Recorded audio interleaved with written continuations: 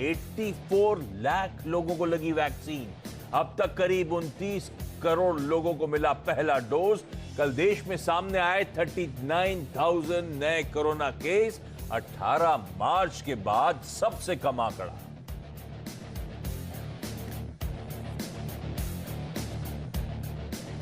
चलिए मंगलवार की सुबह, और क्या बाजार हो रहा है आजकल।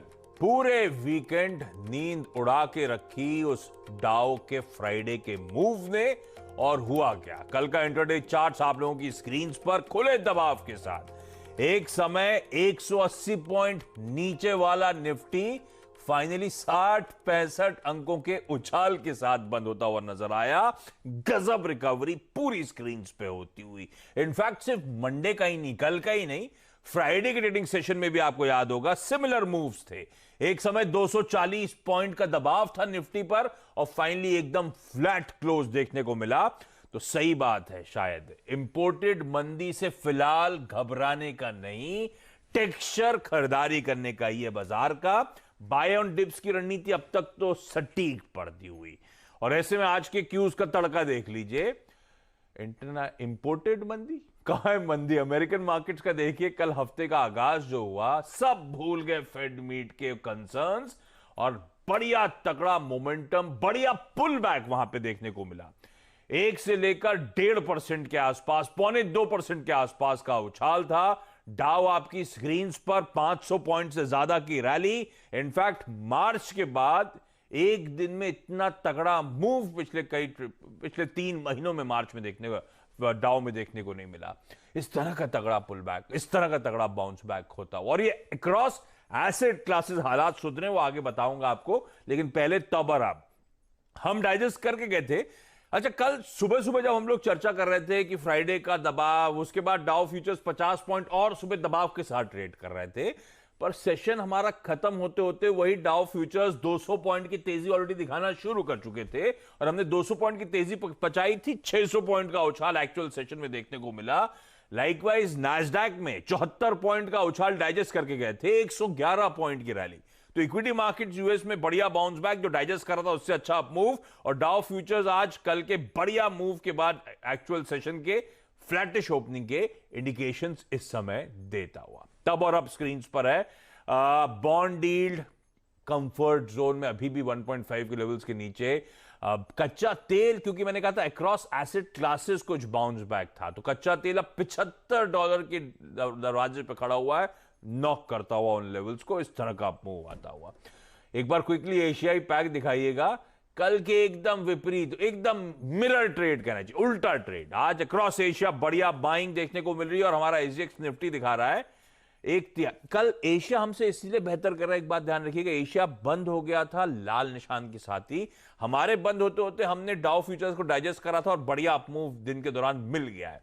तो इसीलिए आपको एशिया में शायद अंडर परफॉर्मेंस दिख रहा होगा, क्योंकि हमने ऑलरेडी कल डाउ की तेजी कुछ हद तक पचाई थी, लेकिन एसजीएक्स निफ्टी दिखा रहा है 50-55 अंक ऊपर। 1/3% के उछाल के साथ हम लोग आज कामकाज की शुरुआत करेंगे।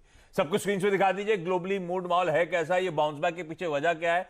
बहुत पिट गए थे, सिर्फ इसीलिए बाउंस हो रहा है या कुछ और भी चल रहा है? नीरज जी से समझेंगे। वीरू बताएंगे कैसे आज स्ट्रेटेजाइज करना है। और नीरज जी जरा स्टॉक्स से न्यूज की तैयारी कर लीजिएगा। ये क्या है बाउंस बैक के पीछे रीजन? देखिए, जिसने दर्द दिया था उसी ने दवा दी। ये फेड से आई क्या? फेड ने कहा था कि इन्फ्लेशन बहुत बढ़ रहा है और मैं ब्याज दरें बढ़ा दूंगा, 2023 में एटलीस्ट 2 हाइक हो जाएंगे। अब वही जो टेस्टिमनी है उनकी कांग्रेस सामने, तो उन्होंने जो अपना रिटन बयान रखा है उसमें कह दिया इन्फ्लेशन ट्रांजिटरी है, मुझे इसकी कोई चिंता नहीं है, और हम बिल्कुल पूरी मजबूती के साथ इकोनॉमी और मार्केट के साथ खड़े रहेंगे। मेरी जान चली है लेकिन मार्केट नहीं गिरने दूंगा मैं। तो ये जो रिटर्न स्टेटमेंट वो आज देने जा रहे हैं, इससे मार्केट में पूरा बाउंस आ गया कि इन्फ्लेशन को लेकर के फेड को फिलहाल कोई चिंता नहीं, भले ही पिछला बयान दिया हो। तो बयान पे, तेरे वादे पे जिए हम ये जान छूट जाना, कि खुशी से मर न जाते अगर एतबार होता।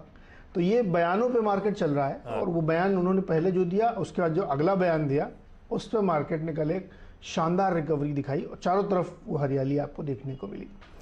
एक तो बड़ा फैक्टर ये था, इसलिए पूरा रिबाउंस होता हुआ दिखा आपको। पूरे पिछले हफ्ते की उसने रिकवरी करी। दूसरा, क्रूड में आप देखिए बहुत तेज़ी आई, $75 के आसपास पहुंच गया। अब 80 मेरा टारगेट है जो आने वाला है, क्योंकि बैंक ऑफ अमेरिका $100 की बातें करने लगे।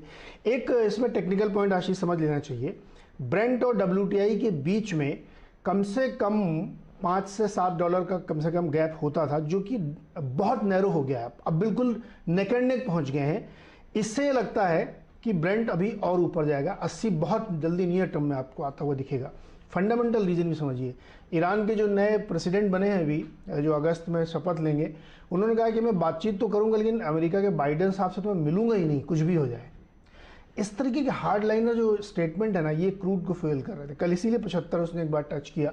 हालांकि इस समय टेक्निकली वो सेल जोन में आज दिख रहा होगा, लेकिन क्रूड की रैली जो है रुक नहीं रही है और 80 बहुत जल्द आप देखेंगे। तो अब क्रूड और US मार्केट के बीच में आज इंडियन मार्केट को प्ले करना है। वाह, तो ये है ग्लोबल मूड माहौल, जिसने दर्द दिया उसी ने दवा दे दी।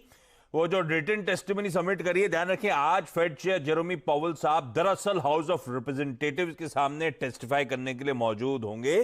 तो जो सेंट्रल बैंक का रिस्पॉन्स है पैंडेमिक पर, उस पर ये टेस्टिमनी है, उस पर उनका बयान आना है। और उससे पहले रिटन रिप्लाई से थोड़ा सा रिलीफ मिलता हुआ, डराया इन्होंने था पिछले वेडनेसडे को जब वो मीटिंग का आउटकम आया कि इन्फ्लेशन को लेकर चिंताएं, ब्याज दरें शायद जो बढ़ने का सिलसिला एडवांस होगा।